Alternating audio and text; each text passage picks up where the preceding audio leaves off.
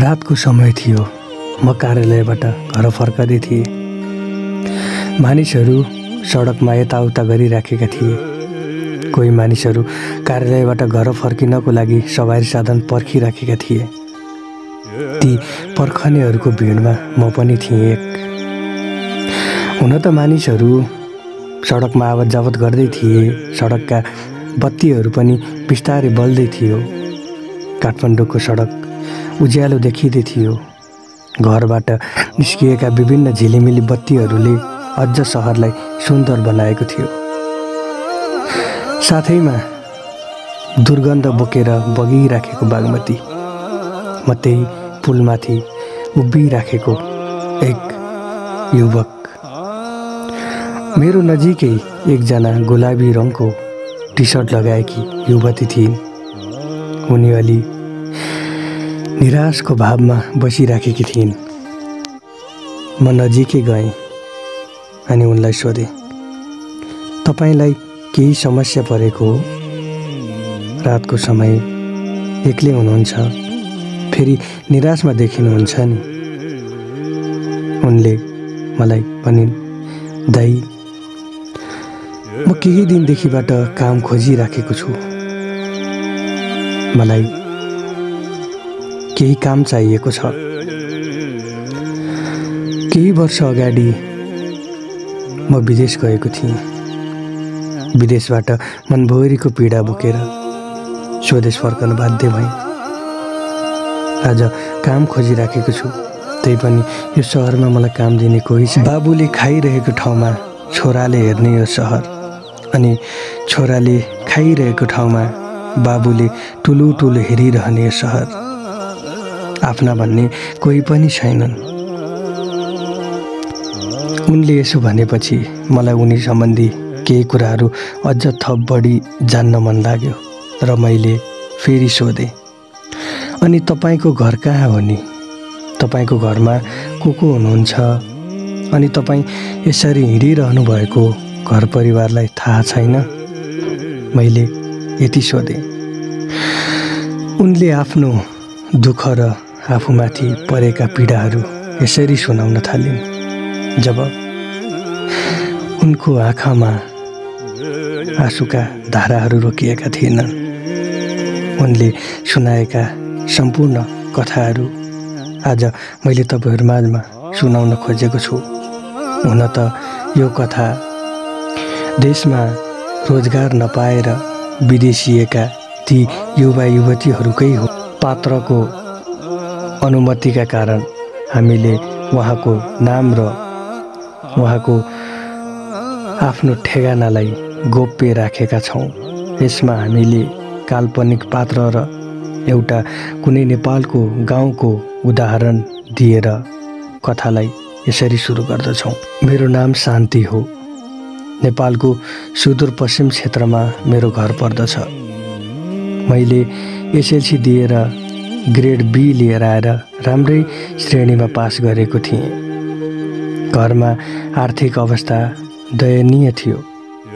बुबा वैदेशिक रोजगारको लागि मलेसिया जानुभएको थियो। केही वर्ष भयो बुबा पनि सम्पर्कमा हुनुहुने थिएन।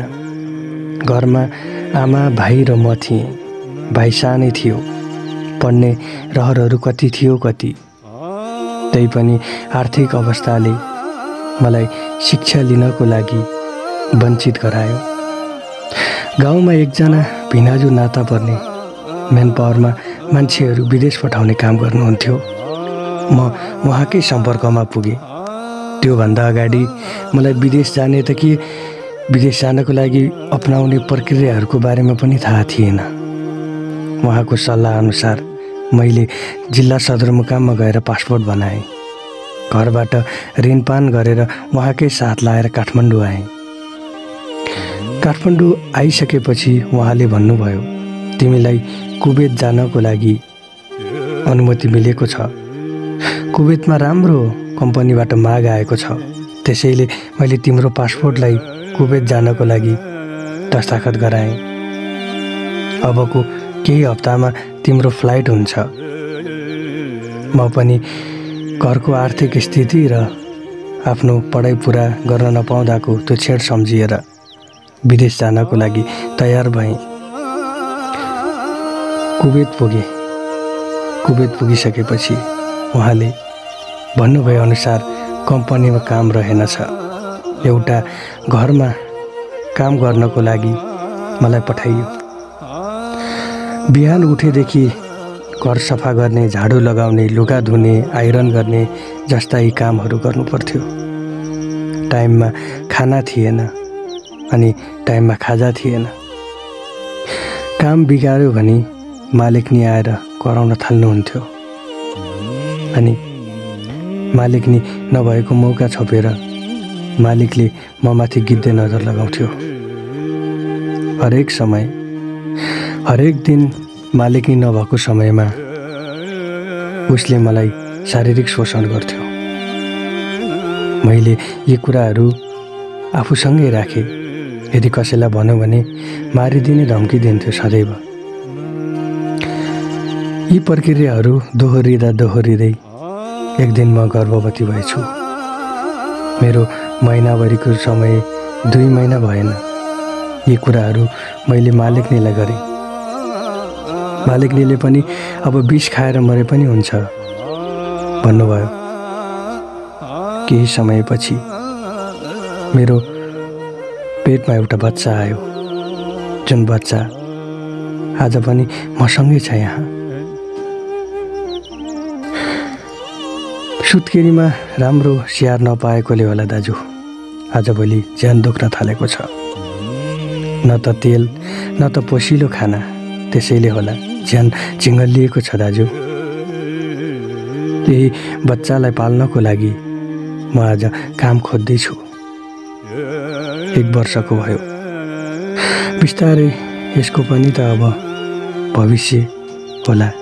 सुन्दैछु दाजु आजभोलि त बुबा पनि घर फर्किनु भयो अरे। घर परिवारमा सबै ठिक हुँदैछ अरे। मेरो त भाग्यमा पनि यस्तै लेखिदियो दाजु। विवाह हुन नपाउँदै आमा बने। घर परिवारलाई खुसी दिलाउँछु भनेर गएको थिएँ विदेशमा पनि सोचे जस्तो भएन। हुन त मेरो यो जीवन फुल्नै नपाइकन ओइलायो। यही भन्दै आँखाबाट आँसुका धारा बगाउँदै थिइन् उनी। त्यसपछि उनको मोबाइलमा घन्टी बज्यो र भनिन्, दाजु मेरो अहिले फोन आयो, म निस्कन्छु। पछि भेट्दा अन्य कथाहरू सुनाउला। मेरो जीवनमा दुःखका घटनाहरू धेरै छन् दाजु। लेख्ने हो भने एउटा किताबै बन्छ। त्यो किताब पढ्नको लागि पाठकहरू पनि हजारौँ भेटिन्छन् होला। म जस्ता मान्छेहरू धेरै छन् दाजु नेपालमा। अझै विदेश गएकाहरूको त कुरै नगरौँ।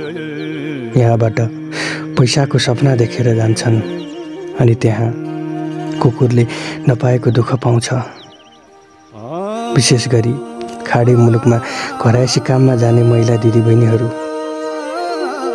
कति बिजोको अवस्थामा हुनुहुन्छ। मैले पनि केही कुराहरू देखेर आएको थिएँ। यति भनेर उनी सरासर गाडी चढेर आफ्नो बाटो लागिन्। मेरो मनमा केही कुराहरू खेल्दै थियो। हुन त मान्छेको जिन्दगी कस्तो हुने रहेछ।